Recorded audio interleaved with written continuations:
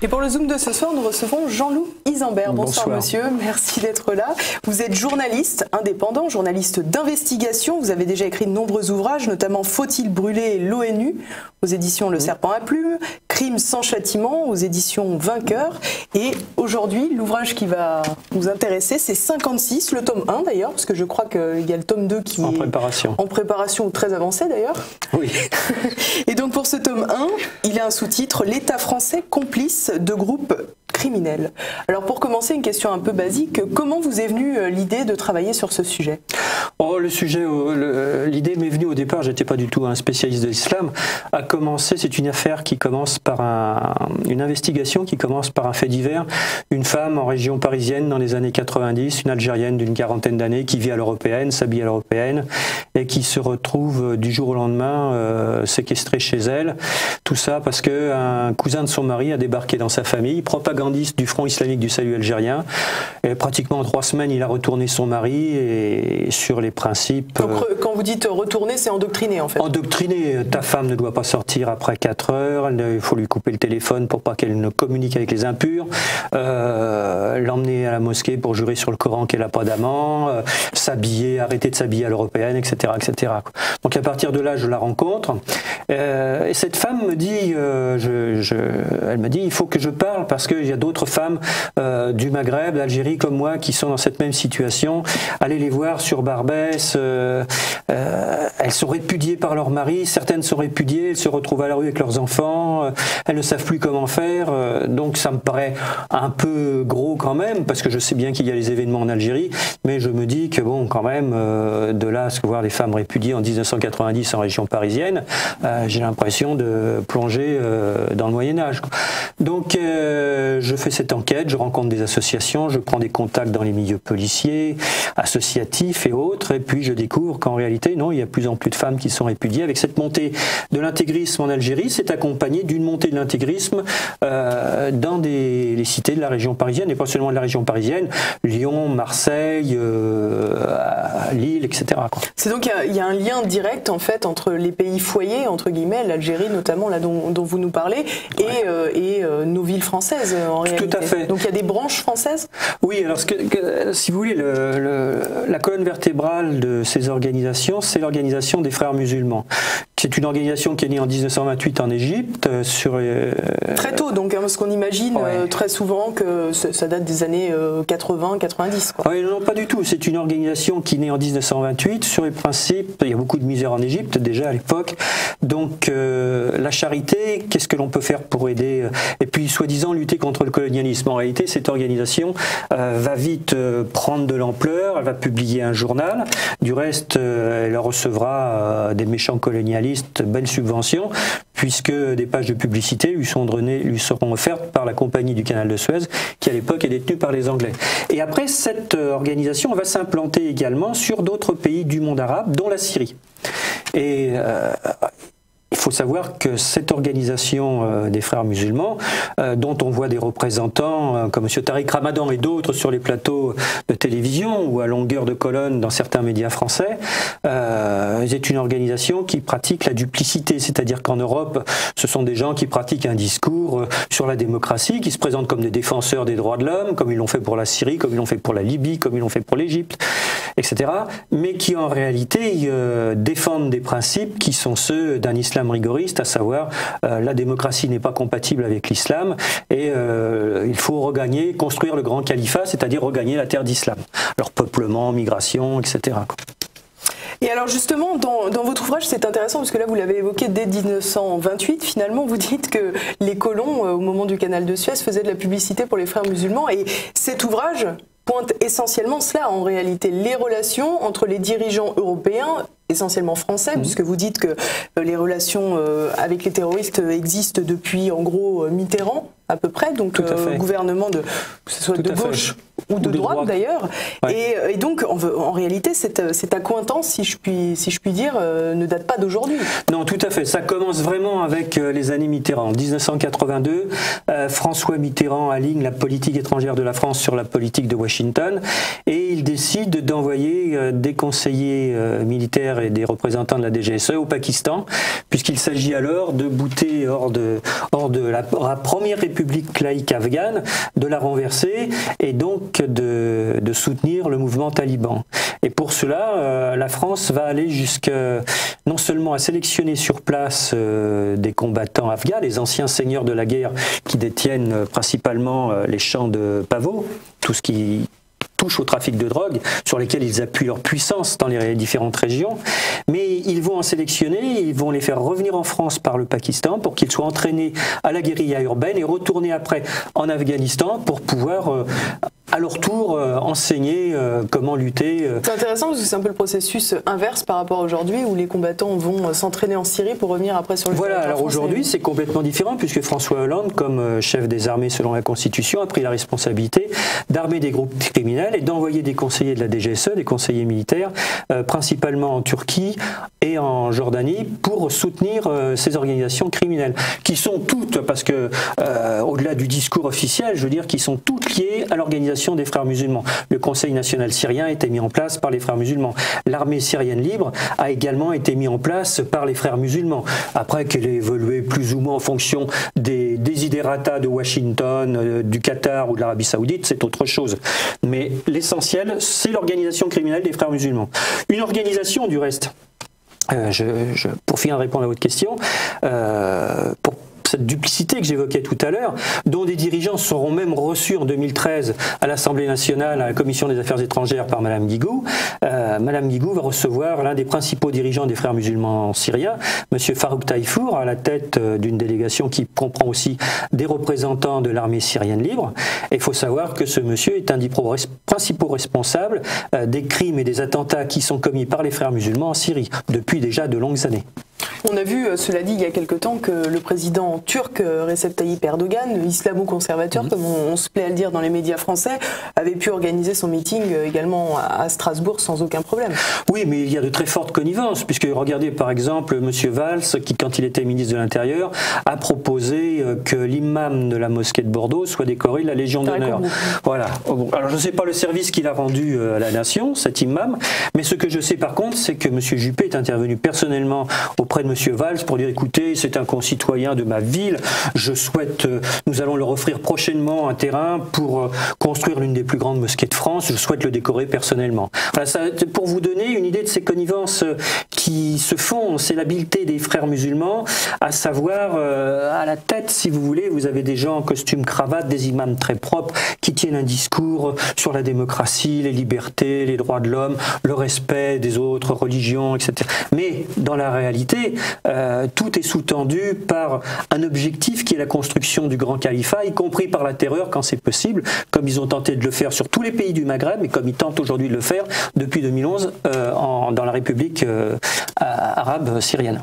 Oui, parce que en fait, ce que vous soulignez également, c'est l'importance de ces organisations, notamment les frères musulmans, et de ces accointances avec les dirigeants européens pour essayer de déstabiliser des pays du Proche, du Moyen-Orient, également du Maghreb, puisque vous interprétez le printemps arabe un peu de la même manière que la déstabilisation en cours du régime syrien, quelque part. Tout à fait. Au départ, si vous voulez, dans tous ces pays, quand vous regardez l'historique des conflits, vous avez des manifestations pacifiques qui s'appuient sur des revendications légitimes. Par exemple, ce que ne disent pas les médias français, c'est que en Syrie, avant 2011, il y avait déjà des réformes qui étaient en cours. Et ce que ne disent pas aujourd'hui les médias français, c'est quels sont le contenu de ces réformes et qu'elles continuent, y compris pendant la guerre. Par exemple, la nouvelle constitution qui a été adoptée est par certains côtés plus démocratique. Alors après, il faut qu'elle rentre dans la vie, parce que c'est nouveau, hein, mais plus démocratique que la constitution française, parce qu'elle prévoit que les députés sont élus pour 4 ans, et que les partis doivent rechercher un équilibre pour qu'il y ait à peu près 50%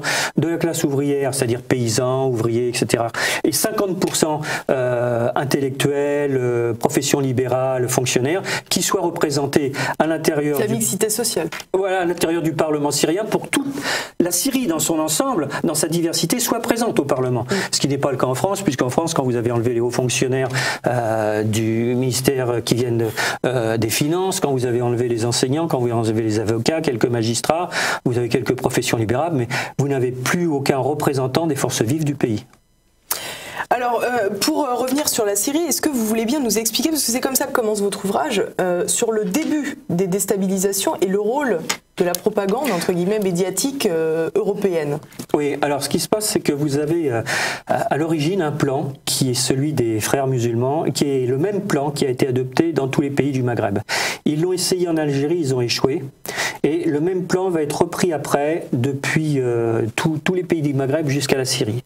C'est-à-dire que ce plan, il consiste à profiter d'un mécontentement légitime qui existe, à s'infiltrer dans les manifestations ou à encadrer ces manifestations, par exemple par des tireurs que l'on place sur les toits, et à tirer sur la foule et sur les forces de l'ordre. L'essentiel, c'est d'amener les forces de l'ordre à réagir, à répliquer. Après, les frères musulmans se présentent, bien évidemment, en défenseurs, en disant « Voyez, regardez, ce régime est une dictature, ce régime tire sur le peuple syrien est victime d'un boucher qui siège à Damas. » Je prends l'exemple de la Syrie, par exemple. Alors ça, c'est une tactique qui a été mise au point, notamment par la branche tunisienne des frères musulmans, qui consiste à, si vous voulez, à faire ce qu'ils appellent des journées rouges et des journées blanches. C'est-à-dire, les journées blanches, ce sont des journées où l'on fait des manifestations, où l'on provoque des troubles sans que le sang coule. Les journées rouges, ce sont les mêmes manifestations, mais avec provocation des forces de l'ordre, jusqu'à temps que les forces de l'ordre répliquent, elles sont obligées de défendre, de répliquer, qu'il y ait des morts. Et à l'époque, dans les années 86-90, les principaux dirigeants des frères musulmans qui ont tenté 2 coups d'État en Tunisie sont réfugiés principalement dans 2 des 3 pays qui ont les plus importantes communautés musulmanes en Europe occidentale, à savoir l'Angleterre, la France et après l'Allemagne pour ce qui est plus de la Turquie et de la Syrie. Oui, parce que finalement, vous nous expliquez très bien dans le livre qu'en réalité, la lutte contre le terroriste, elle est essentiellement dans la communication, mais que dans les faits, on a plutôt tendance à les accueillir. Alors, vous dites même à un moment que certains ministères sont les tanières de terroristes. Ah oui, complètement. Par exemple, il faut que vous sachiez que depuis la fin des années 80, début des années 90, vous avez plusieurs dirigeants d'organisations des frères musulmans qui font l'objet de mandats d'arrêt de l'Organisation internationale de la police criminelle, Interpol. Ces dirigeants se trouvent, je prends, en France et en Angleterre, et ceux qui sont en France vont être protégés par les autorités politiques. C'est-à-dire que M. Sarkozy a par exemple été 2 fois ministre de l'Intérieur. Alors qu'il était ministre de l'Intérieur, ces individus ont bénéficié de la protection de ses services. Vous avez après toute la pléiade des ministres de l'Intérieur et de la Justice socialiste qui vont également, je pense à M. Marchand en mars 1992, à M. Quilès, mais à d'autres aussi jusqu'à aujourd'hui, avec M. Bernard Cazeneuve, par exemple, qui accueille en France un des principaux responsables, Abdelhakim Belhadj, un des principaux responsables du coup d'État en Libye. À noter du reste que M. Sarkozy est aussi responsable des flux migratoires que connaît aujourd'hui l'Europe occidentale, et qui ne se serait jamais produit si M. Kadhafi était encore au pouvoir, puisqu'à l'époque, ceux qui font aujourd'hui le trafic d'êtres humains qui viennent d'Afrique noire et des pays arabes en direction des pays européens, principalement de la France et de l'Angleterre, étaient en prison, dans la prison de Benghazi, où ils étaient à côté des principaux dirigeants islamistes qui étaient aussi emprisonnés. Et ce furent ces gens-là qui faisaient du trafic d'êtres humains, qui faisaient à l'époque le trafic d'êtres humains, qui furent libérés les premiers par la CIA, la DGSE et le MI6 anglais. Et aujourd'hui, bien sûr, ils sont redevables à leurs employeurs, si je puis dire. Eh ben, ils leur rendent des services, c'est-à-dire les services pour permettre aux combattants djihadistes d'avoir des fonds. Le trafic d'êtres humains est une partie des ressources de ces organisations. Justement, ça a un double intérêt finalement, ce trafic d'êtres humains, parce que d'une part, effectivement, il est lucratif.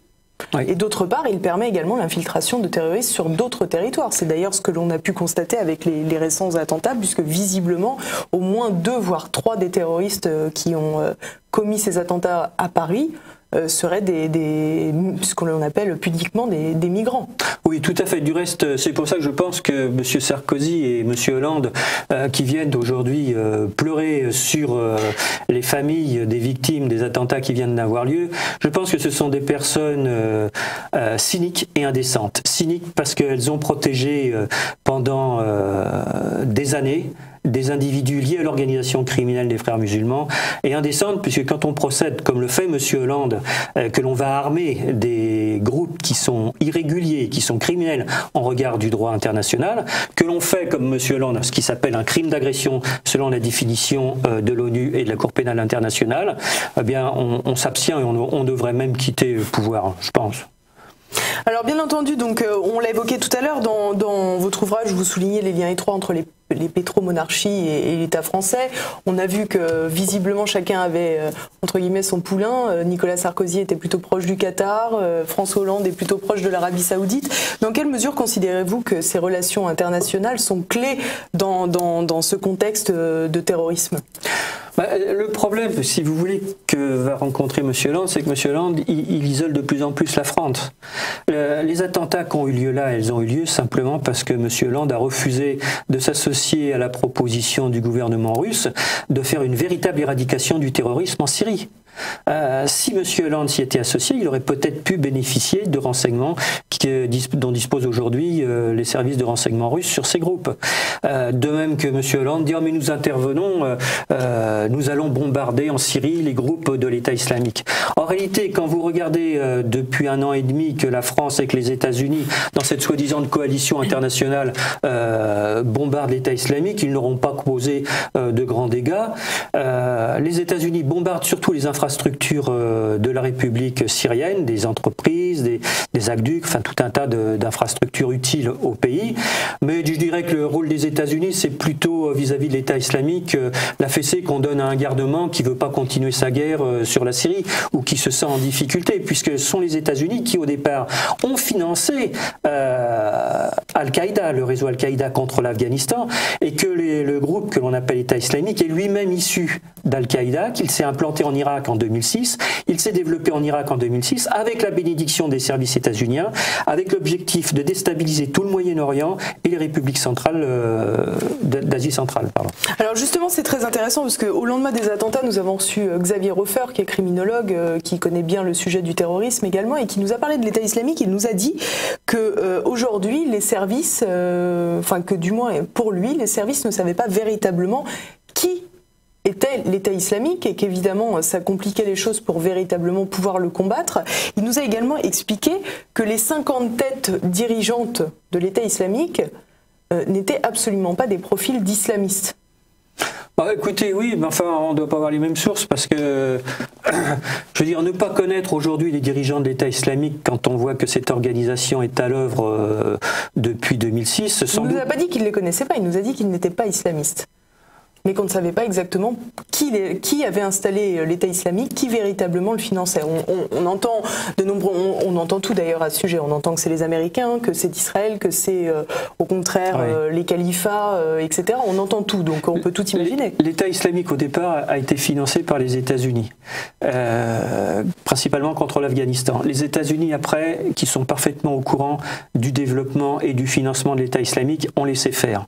Les dirigeants du Qatar à un moment ont essayé de la jouer fine en disant mais nous luttons contre le terrorisme, etc. En réalité, quelques-unes des principales sources et réseaux financiers de l'État islamique se trouvent au Qatar. Il y a eu du reste, je renvoie M. Xavier Hofer aux recherches et aux publications du Trésor des États-Unis, qui ont désigné nommément plusieurs des principaux responsables du financement de l'État islamique qui se trouvent au Qatar.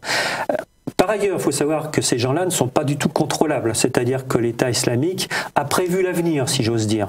Il l'a prévu en organisant son autofinancement, en faisant main basse sur toute une partie des champs de pétrole sur la République arabe syrienne. Qu'il arrive à vendre. Voilà, qu'il arrive à vendre par la Turquie. Alors il serait intéressant de savoir du reste si des sociétés comme Chevron, Esso ou peut-être même d'autres comme Total, je ne sais pas, participent à ce trafic clandestin qui représente des milliards de dollars.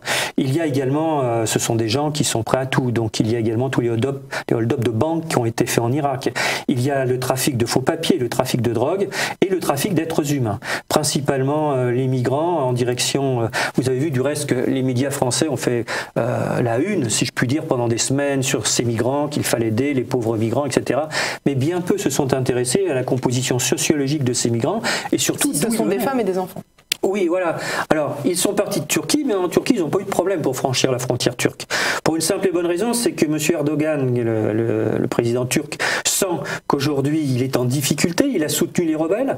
Il faut savoir que dans le sud de la Turquie, le long de la frontière turco-syrienne, M. Erdogan a laissé s'implanter des groupes djihadistes qui sont venus de Tchétchénie, de différents pays, d'Afghanistan, etc., qu'aujourd'hui, suite à l'intervention russe, il est en difficulté et il veut se délester de ces groupes. Donc il y a eu deux choses qui se sont déployées, si vous voulez. C'est d'une part les flots de migrants à destination de l'Europe.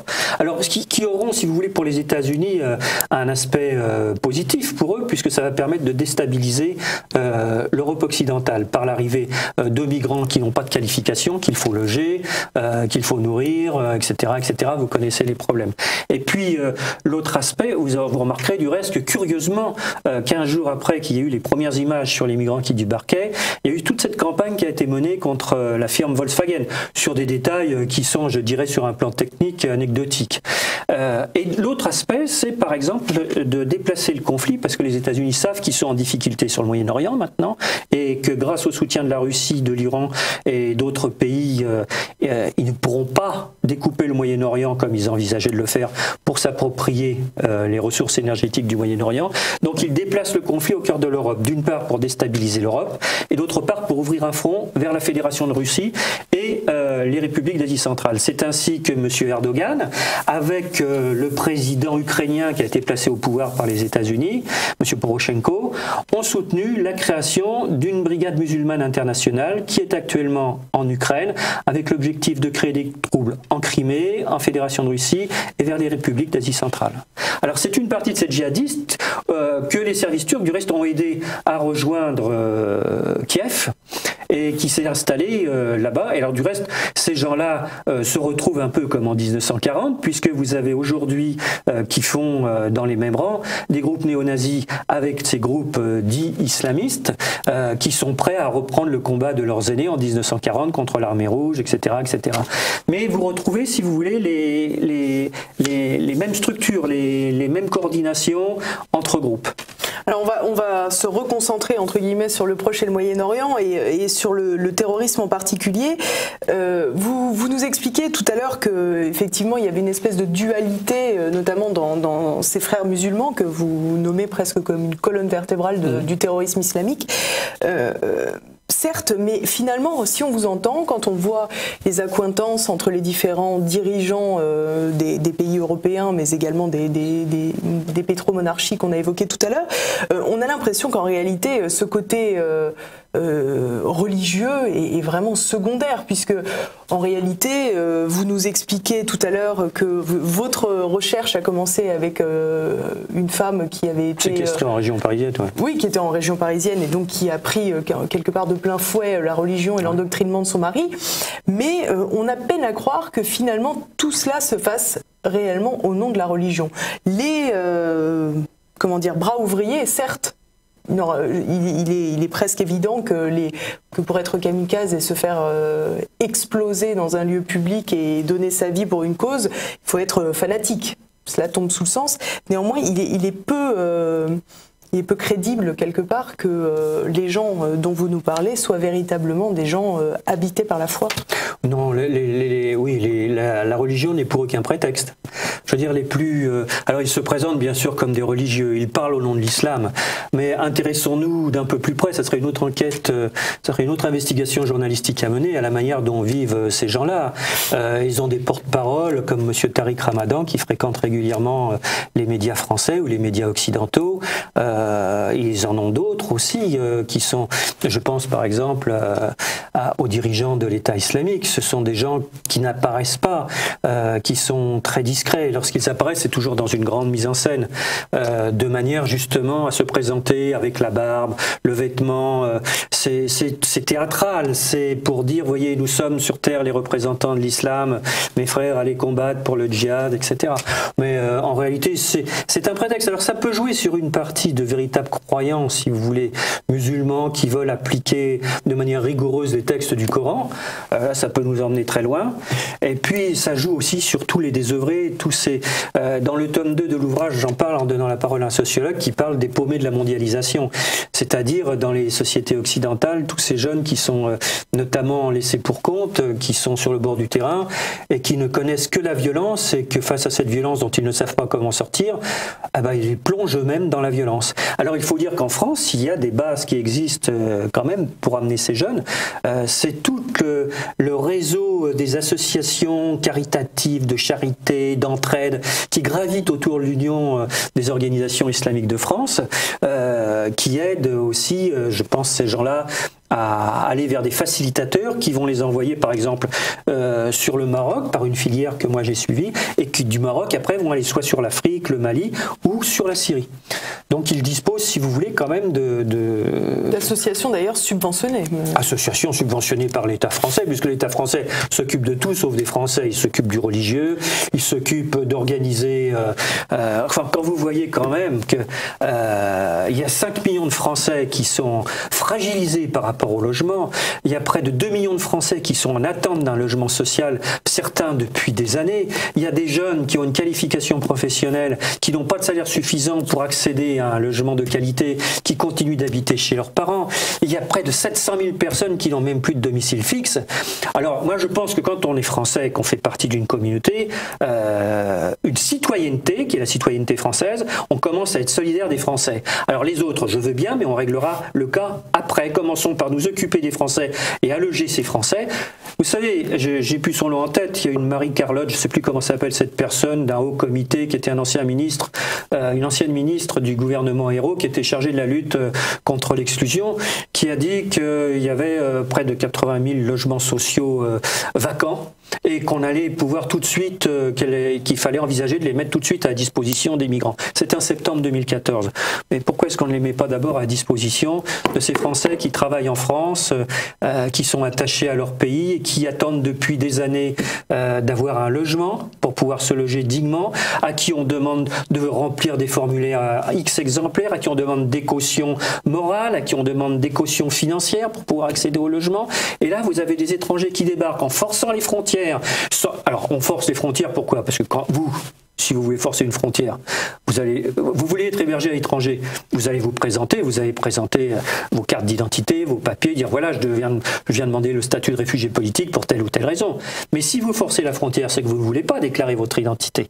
Alors ces gens du reste qui ont forcé les frontières, il y a une structure auprès du Conseil de l'Europe qui s'appelle Eurojust, qui est chargée de coordonner au niveau de la petite Europe de Maastricht les actions des différents services qui luttent contre la grande criminalité internationale et contre le terrorisme.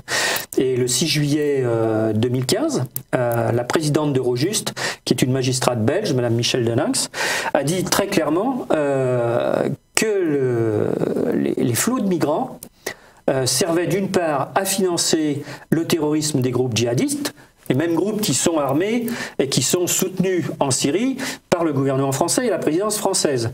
Et que d'autre part, ça servait également ces flots de migrants. Ils ont maintenant des éléments sérieux, mais qu'ils ne peuvent pas rendre publics car des enquêtes sont en cours, à exfiltrer ou infiltrer des combattants djihadistes. En gros, ce que vous êtes en train de me dire, c'est que dans cet élan de générosité qui accepte les flux migratoires incontrôlés, nous sommes en train de favoriser le terrorisme dans les deux sens. Complètement. Du reste, vous avez vu dans les attentats, il y a déjà des individus, on ne peut pas trop en parler là parce que c'est trop tôt, il y a des enquêtes de police qui sont en cours, mais qui ont été identifiés comme ayant... Alors il y a tout un trafic de faux papiers aussi, parce que les faux papiers, c'est un des business de ces groupes-là. mais qu'ils avaient des passeports étrangers, syriens, etc. Donc il y a tout un business qui gravite autour de ces associations, qui se présentent, dont les dirigeants se présentent toujours sur l'image de l'islam tolérant, l'islam moderne. Nous sommes des modérés, le discours repris par le président français, mais en réalité, quand vous descendez à l'intérieur de la structure de ces organisations, vous arrivez à celles qui les font vraiment vivre, et qui, elles, sont des organisations, je dirais, qui relèvent de la criminalité financière. Est-ce que l'État ne peut pas pécher, entre guillemets, par naïveté et le faire sans arrière-pensée? Écoutez, alors là c'est grave, parce que s'il pêche par naïveté, parce que comme depuis 1990 jusqu'à 2011, plusieurs des principaux dirigeants des frères musulmans, recherchés par Interpol, ont bénéficié de la protection des ministères de l'Intérieur et des ministères de la Justice. Tous les gouvernements qui se sont succédés du début des années 90 à 2011. Pourquoi je dis ministère de l'Intérieur et ministère de la Justice? Parce que quand un individu est recherché par l'Organisation internationale de la police criminelle Interpol, il émet une note et un mandat qui peut comporter un mandat d'arrêt et d'extradition immédiate. Et ces notes sont émises en direction des administrations policières et judiciaires des pays où les individus recherchés sont censés se rendre. Et concernant l'organisation des frères musulmans, il y avait deux pays principaux qui sont concernés par ces recherches et par ces notes, c'était l'Angleterre et la France. Ce qui veut dire que les ministères de l'Intérieur et les ministères de la Justice français ont reçu ces notes de recherche. Du reste, vous avez vu, j'en publie un extrait en fin de livre. Ont reçu donc ces documents. Alors après, comment s'est organisée la protection au sein de l'État français de ces individus qui ne sont pas des casseurs de vitrines, hein. Ils sont recherchés pour des meurtres, des tentatives de coup d'État, des attentats dans des hôtels où des Français ont été blessés, du reste, sur tous les pays du Maghreb. Donc ce ne sont pas quand même sont pas des enfants de cœur, hein. Ces individus, donc ces ministères, ont eu entre les mains les notes, et alors ils pouvaient d'autant plus facilement, ces magistrats français, faire procéder à l'arrestation de ces individus, que la direction, la hiérarchie policière du ministère de l'Intérieur sait pertinemment, ou alors c'est pour ça que je vous dis c'est grave dans ce cas-là, c'est pertinemment, quand même, quand vous avez une trentaine d'individus qui sont recherchés pour des crimes graves et qui sont sur votre territoire national, que des services de police les rencontrent régulièrement pour savoir ce qu'ils font, pour savoir quelle est leur activité, etc. Que ces mêmes individus vont au rassemblement de l'Union des organisations islamiques pour tenir des discours en appelant à renverser tous les régimes du Maghreb. Là, je dis, si les ministères de l'Intérieur et si le ministère de la Justice n'est pas au courant, il faut qu'ils viennent nous voir, on va leur faire on va leur rappeler les faits et leur mettre les documents sous le nez. Bah écoutez, chiche, on vous suivra si vous y allez, on filmera la situation. Ah, attendez, avant il y a le tome 2. Il y a le tome 2. Le tome 2 dont le sous-titre sera Mensonges et crimes d'État. Très bien, alors on se retrouve pour le tome 2. Je vous remercie. Merci Jean-Louis Isambert. Donc je rappelle, 56, tome 1, l'État français complice de groupes criminels aux éditions IS. Merci beaucoup.